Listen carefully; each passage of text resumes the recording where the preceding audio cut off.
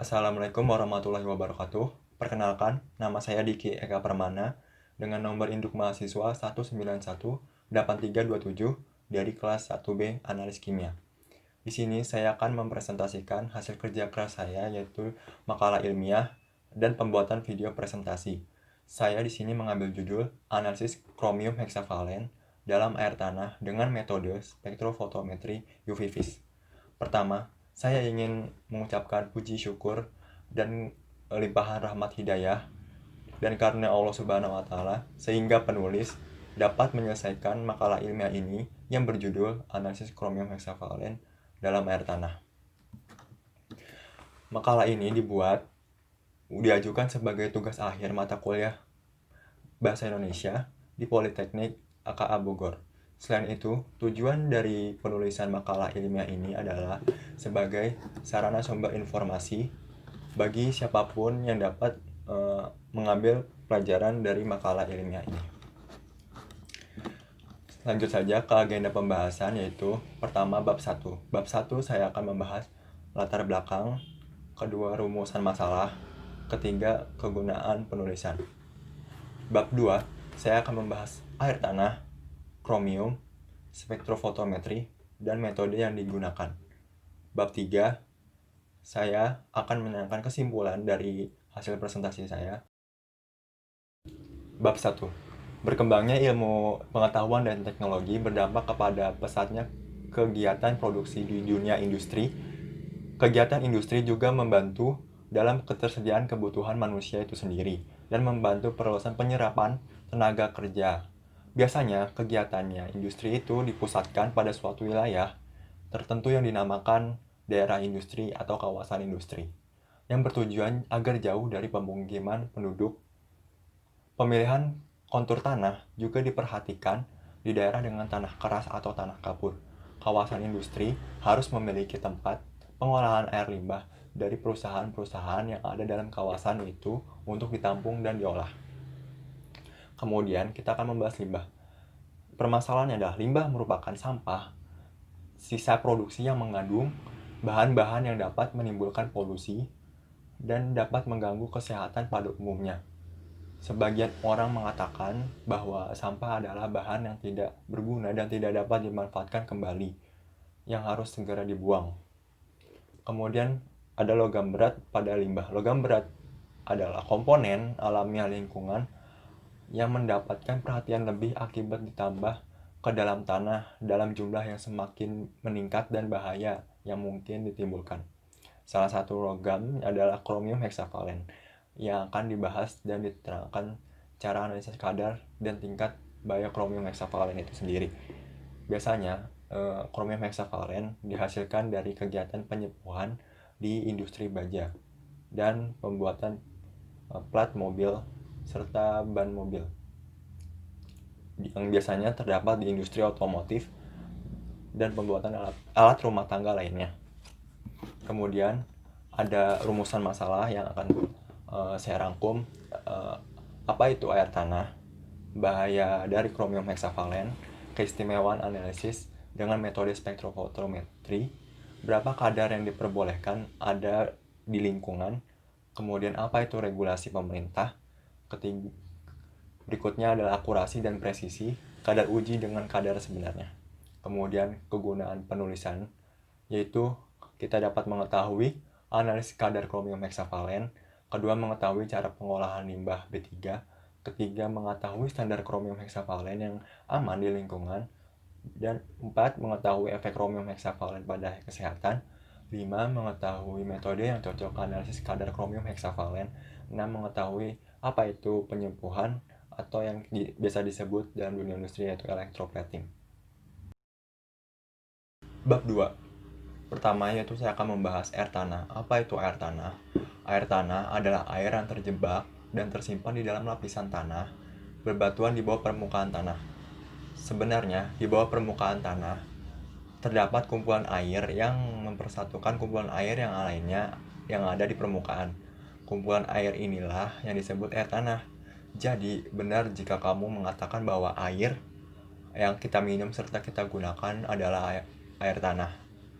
Pengambilan air tanah dapat dilakukan dengan menimba, memompa, dan mengalirkan air ke sebuah mata air.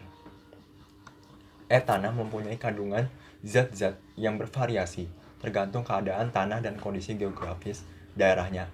Air tanah pegunungan bekapur umumnya mempunyai derajat kesadaran air kurang dari 18 derajat karena terlarutnya garam-garam kalsium dan magnesium di dalamnya. Air pegunungan mempunyai kadar iod yang sangat rendah. Jika dikonsumsi terus-menerus sebagai air minum, dapat menimbulkan terjadinya penyakit gondok atau kreatin. Air tanah dari daratan rendah pantai menjadi asin rasanya pada musim kemarau. Perbedaan jenis tanah mempengaruhi kedalaman permukaan air tanah. Contohnya, di daerah gurun kedalamannya bisa mencapai 50 meter atau lebih, sehingga jarang tumbuhan-tumbuhan yang hidup di situ karena akar tumbuhan tidak mampu menjangkau permukaan air tanah.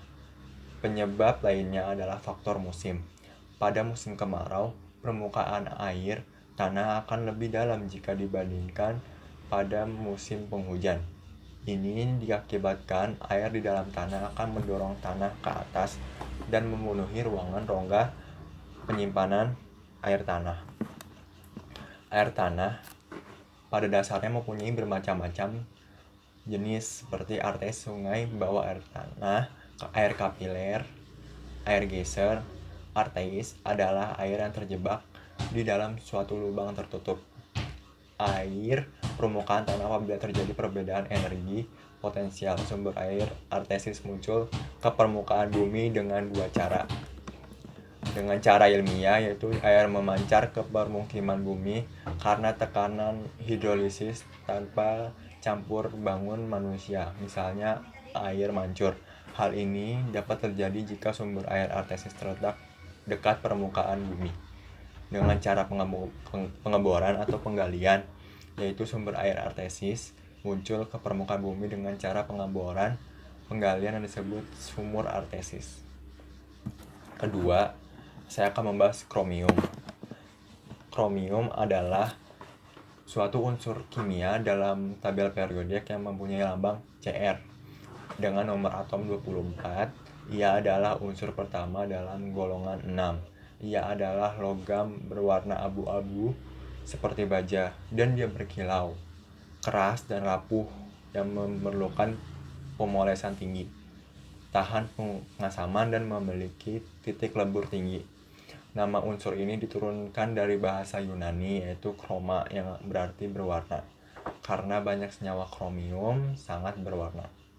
Yang akan saya bahas bukan kromium 3 tapi adalah kromium 6 atau yang kita sebut dengan kromium heksavalen. Kromium heksavalen diketahui punya efek negatif pada kesehatan tubuh manusia, terutama bagi mereka yang bekerja di industri baja dan penyepuhan dan juga tekstil. Orang yang merokok juga memiliki kesempatan lebih tinggi terpapar kromium. Masalah kesehatan lain yang disebabkan oleh kromium heksavalen adalah pertama yaitu kerusakan pada ginjal dan hati, kemudian kanker paru-paru, ketiga perut mual, keempat dapat meracuni darah, kelima sistem imun dapat melemah, keenam dan dapat juga menimbulkan kematian pada manusia. Ketiga, saya akan membahas spektrofotometri. Spektrofotometri biasanya menggunakan alat yang bernama spektrofotometer. Spektrofotometri adalah suatu metode analis yang berdasarkan pada pengukuran serapan sinar monokromatis oleh suatu lajur larutan berwarna pada panjang gelombang tertentu yang spesifik dengan menggunakan monokromator prisma atau kisi difraksi dan detektor vakum, port tutup atau tabung foton hampa. Alat yang digunakan adalah spektrofotometer yang saya gunakan adalah spektrofotometer UV vis, yaitu suatu alat yang digunakan untuk menentukan suatu senyawa baik secara kuantitatif maupun kualitatif dengan mengukur serapan atom yaitu transmitan ataupun adsorbannya yaitu dalam berbentuk angka dari suatu cuplikan sebagai fungsi dan konsentrasi. Spektrofotometri menghasilkan sinar dari spektrum dengan panjang gelombang tertentu. Kemudian metode yang digunakan adalah metode 6989.71 2019 yang dikeluarkan oleh kementerian yang berwenang untuk mengatur tata cara dan metode yang pas untuk melakukan analisa kromium heksavalen. Itu metode pengujian ini digunakan untuk menentukan logam kromium heksavalen atau Cr6 terlarut dalam air dan air limbah secara spektrofotometri dengan kisaran 0,1 ppm sampai 1 ppm pada panjang gelombang 530 nanometer dan 540 nanometer. Kemudian pada metode ini ada alat dan bahan yaitu spektrofotometri UV-vis, air kosong, kemudian pH meter, labu ukur, gelas piala, gelas ukur, pipet volume, pipet mikro, seperangkat alat saring vakum jika limbahnya pekat, kemudian saringan membran, ketiga timbangan analitik untuk menimbang labu semprot, desikator, dan oven. Kemudian bahan ada sampelnya yaitu air limbah, kemudian serbuk kalium dikromat, ketiga asam fosfat atau H3PO4 pekat, ATTS, asam sulfat H2SO4, kemudian larutan diphenyl karbazida 141 mg larut dengan aseton, kemudian ada aquades. Tata cara pengerjaannya yaitu diambil 50 mili sampel, dimasukin ke dalam labu ukur 100 mili, kemudian ditambahin sekitar 5 tetes asam fosfat pekat, kemudian ditera. Setelah ditera ditambahin 2 mili diphenyl karbazid. Setelah ditambah diphenyl karbazid, larutan tersebut akan berwarna. Warna ini ditimbulkan akibat reaksi yang bereaksi dengan kromium heksavalen. Kemudian dibaca dengan alat spektrofotometri UV-vis pada panjang gelombang 540 nanometer. Kemudian catat dan kalkulasikan berapa yang didapat.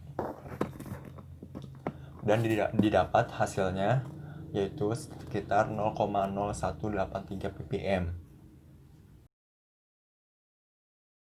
Bab 3 yaitu kesimpulannya adalah dari hasil percobaan di lapangan bahwa air tanah yang didapat sebagai sampel dan dilakukan pengujian di laboratorium memiliki kadar sebesar 0,0183 ppm. Kemudian deret kurva yang didapatkan yaitu linear sempurna yaitu 1,000. Kemudian air tanah yang tercemar dengan logam berat kromium heksavalen dapat menyebabkan iritasi dan berbahaya jika masuk ke dalam tubuh. Yaitu kemudian metode spektrofotometri sangat bergantung dengan alat spektrofotometer yang akan membaca analit dengan perbandingan warna pada sampel. Kemudian saran dari penulis yaitu untuk para audiens yaitu pengolahan limbah B3 harus secara ketat diawasi oleh hukum agar tidak ada perusahaan-perusahaan yang nakal yang melanggar regulasi dari pemerintah pusat. Kedua, metode spektrofotometri harus dikembangkan oleh badan lingkungan yang berwenang agar perusahaan berbasis pengujian lingkungan dapat lebih optimal dalam melakukan pengujian. Ketiga, masyarakat harus dapat berhati-hati dalam mengambil air dari sumber air jika berbau atau mengalami iritasi, cepat laporkan kepada pihak yang berwenang. Kemudian saya akan membahas regulasi. Regulasi ini yaitu Permen Elhan nomor 5 tahun 2004 tentang baku mutu air limbah. Regulasi mengatur kadar limbah minimal pada lingkungan. Pada regulasi tersebut didapat bahwa kadar yang diperbolehkan pada lingkungan adalah 0,1 ppm, sedangkan hasil pengujian sampel didapat 0,0183 ppm. Kesimpulannya bahwa air limbah tersebut aman jika dibuang ke lingkungan atau lolos uji pengujian air pada WWTP kawasan industri. Terima kasih. Sekian presentasi dari saya. Bila ada salah, mohon maaf. Assalamualaikum warahmatullahi wabarakatuh.